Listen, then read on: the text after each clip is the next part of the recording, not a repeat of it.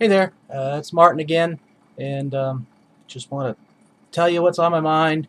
Got a quick little story, start with a question, and then I'll get into the story, tell you what's going on in my head right now. Um, have you ever been, or do you know someone who's ever been involved in some kind of an opportunity, a job, a business, anything, and they say something like, well, you had to be there first, or it's the people that get there first that make all the money, and everybody else just doesn't do anything. And for a long time, I thought that way. I thought, well, if you could get in on the ground floor, if you could be one of the first people to really get a hold of something, then as it grows, you'll just grow along with it. And the truth is, that's not what happens. Um, it's not about when you become involved in whatever it is. If what you're doing is a good system, a good product, if there are people that are legitimately making money, becoming successful, doing whatever it is that they want with this, then there's no reason why you can't either. And being first doesn't necessarily mean that you are going to be on the top of the heap. A lot of people that come in the middle outdo people that were there first. And the reason I've been thinking about this is, well, a couple of reasons. One, if you've been watching my videos, you know that I talk a lot about business, going into business for yourself, personal development, things like that. Just what goes on in our heads sometimes. But a few days ago, I was watching on the Discovery Channel, of all things, and I like the Discovery Channel and History Channel. Those are pretty much mostly what I watch on TV lately. And there was a show on about the gold rush, the 1849 California gold rush. And it just so happens that's one of my areas of interest. I grew up in Sacramento, California, which is the heart of the gold rush. As a matter of fact, when I was a kid, I used to ride my bicycle down to the American River and go fishing and swimming and whatever else we did as kids. Right exactly where all of those 1849ers did their gold panning and where it all happened. So I have a little bit of a personal interest in it because, well, I saw that river. I've been along that river I don't even know how many times. I can't count. I've been up there. I've gone up into the mountains along the American River and other areas and panned for gold myself. I've done a little bit of that. So it's always been kind of something that I thought was interesting. And one of the most interesting things about that whole episode is there were so many people that came west. It was crazy. In just a matter of weeks and months, the population it didn't even quadruple. It just multiplied by tens. San Francisco went from nothing to an international city in just a very short time. It got so bad that sailing ships that were coming in to offload cargo or just transport through couldn't leave because their crew would abandon ship and run off to the gold fields to try and strike it rich. And there are two names that were there at the very first. As a matter of fact, these two men are the reason why there was the 49 gold rush. One is John Sutter, and the other is James Marshall. Now, John Sutter owned or had a grant from the Mexican government for all of that land where they discovered gold. Thousands upon thousands of acres, hundreds of thousands of acres of land. And he built a fort. He had a fortification built. As a matter of fact, it's there in downtown Sacramento. And I remember years and years as an elementary school kid, that was one of the places where every year you went on a field trip to Sutter's Fort. So you get to see this place. It's in a little park, and it's in the middle of downtown. And it's big white stucco adobe walls, and it's an old-time fort. And so John Sutter had the idea that he was going to bring settlers out and sell them bits and pieces of his land, and then provide them with the things that they need, sell it to them. So he was going to become wealthy by settling the land grant that he had. So in order to do this, he decided that he needed a sawmill. Now, the sawmill was going to be farther away from the fort because it had to be up closer to the mountains where the trees were. They didn't want to have to try and drag the trees, 60, 70 miles down to a sawmill, and you needed a good fast-flowing river to keep everything turning. So up the American River, I don't even think it was called the American River then, but it is now, so that's what we call it. A little town called Coloma is where Sutter decided to build his sawmill. And he hired John Marshall to manage the workers and run the crew and build the mill. And John Marshall is famous today for one thing, for essentially keeping his eyes open when he was going about his work. Because the story is, as they were building the sawmill, they were directing flumes of water to run over the wheel and power the mill.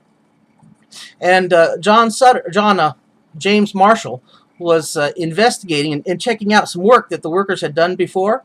And he looked down at the tail end of the raceway into the river, and he saw something shiny down in the bottom of the river. Now, his job wasn't to go looking around the river to find shiny things.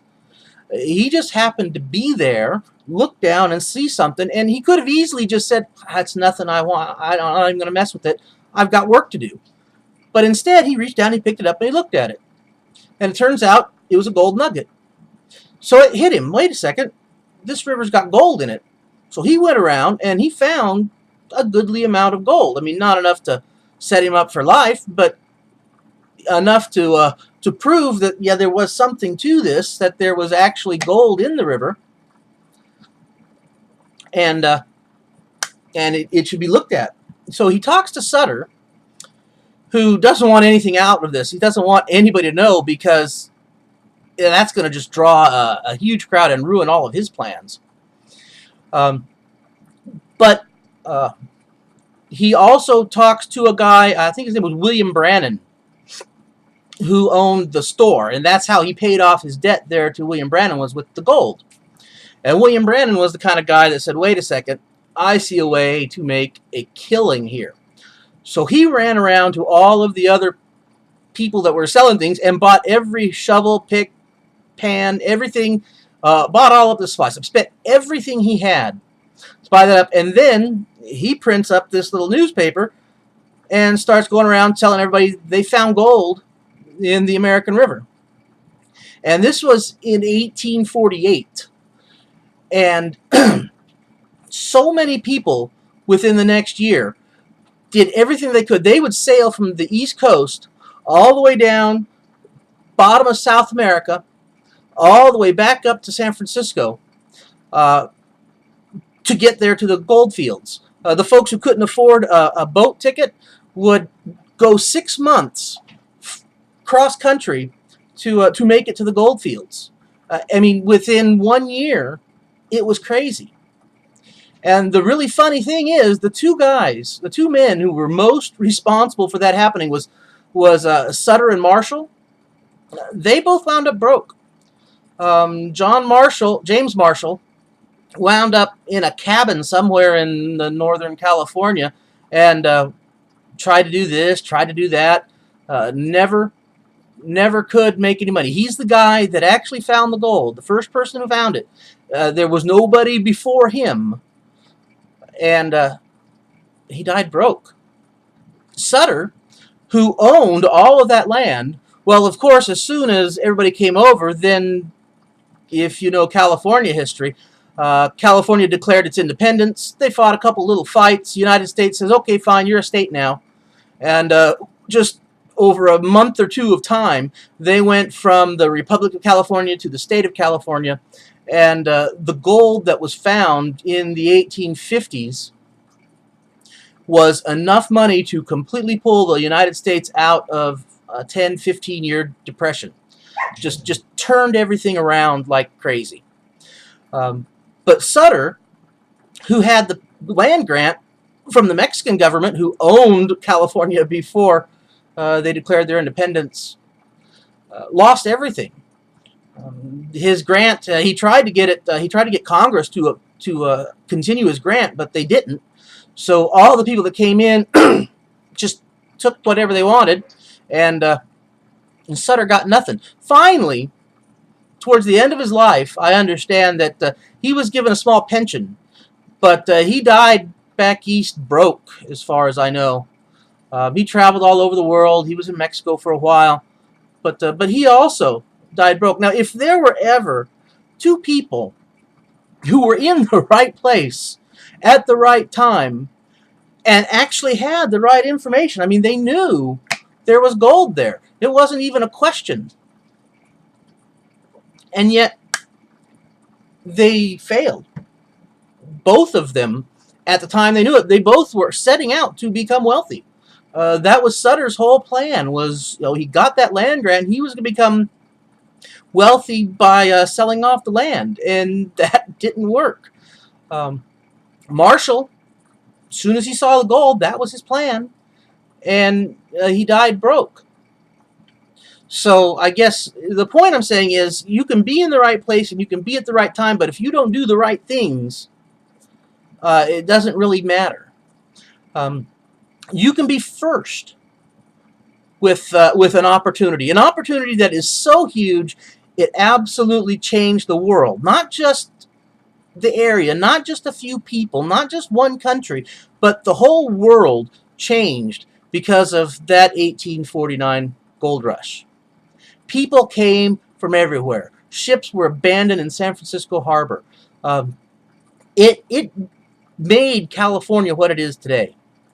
If it wasn't for that gold rush, then a lot of what California is today probably wouldn't be the same. So this was something that was so big, it changed the world. It made so many people so filthy rich, it was not even funny.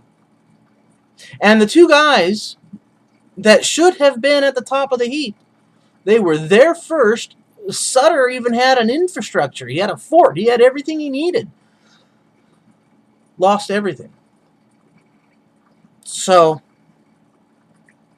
if you ever are looking for something, just keep in mind, it is not always who gets there first. And it's not always who is on the ground floor. It is who recognizes the opportunity and then does the right steps to make best use of it. Because if you take the names like Crocker and Stanford and a company like Wells Fargo, those people they and that company, they weren't really there at the beginning. They came in because all of a sudden there's money there and made it worth going. If there had been no gold strike, those people would have never done what they did, and that whole western end of the country would have developed completely differently. But the people that really made the most money, they weren't the ones that got there first. A lot of them weren't even the ones that got there second. They were the ones that got there because they recognized that it was a real deal. It was the real thing. People were making money. It was possible to set yourself up for life. They also recognized that because there was that engine of gold in the mountains, that if you came there and you did the right things, you could be wealthy. You didn't have to start off with a lot of money.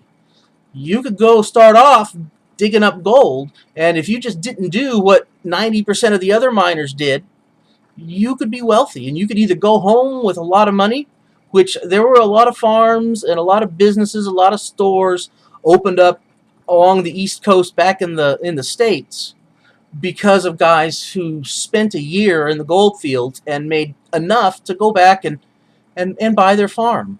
And I mean, there's nothing wrong with making enough to go do something that you've always wanted. you don't have to be this huge financial wizard and shake the world. But all you have to do is you have to do the right things in the right place at the right time. If you don't do those three things, the right things in the right place at the right time, it doesn't matter. You could be at the right place and it could be the right time, but if you don't do the right things, you're going to wind up like most of them, which wound up broke. And a lot of those miners, they found gold. And they still wound up broke. Because they would work and work and work and work and work, and they'd get their little bag of gold, and then they'd go to town and they would give it to the guys who became wealthy. They'd go to the bars and they'd drink up their, have a great time. They'd go to the bordellos and they'd be with the women. They'd go gamble until all of their money was gone, and then they'd go back up in the mountains and dig up more. So what I'm saying, and this is getting a little long, so I'm going to wrap it up, is whatever you want. If you are looking at some kind of an opportunity, some kind of a business, some kind of an anything, one, you need to make sure it's the right place. You need to make sure it's the right thing. You need to make sure it really is working. It does work. Two, you need to make sure it's the right time.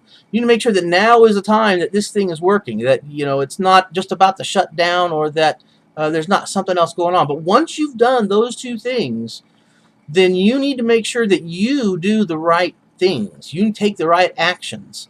And if you're interested in learning about how to take the right actions, then there's a link down below. You can click the button. You can leave messages. You can leave me a comment if you want. You can follow my other messages. There's 30 or 40 of them in there, and I'll be adding more all the time. So just a crazy thing. I saw that on TV a while back. I think it was Friday, and it got me thinking. I've been thinking over it all whole weekend. I thought, well, I might as well just sit down and shoot it out at you. So just remember, it's not always being first. It's not always being at the beginning that makes you successful, that makes something valuable. It is doing the right thing. It is knowing the right steps to take when you get there. You can get there in the middle, and if you take the right steps, you can shoot straight to the top. So I hope you have a great day, and I will talk to you all later.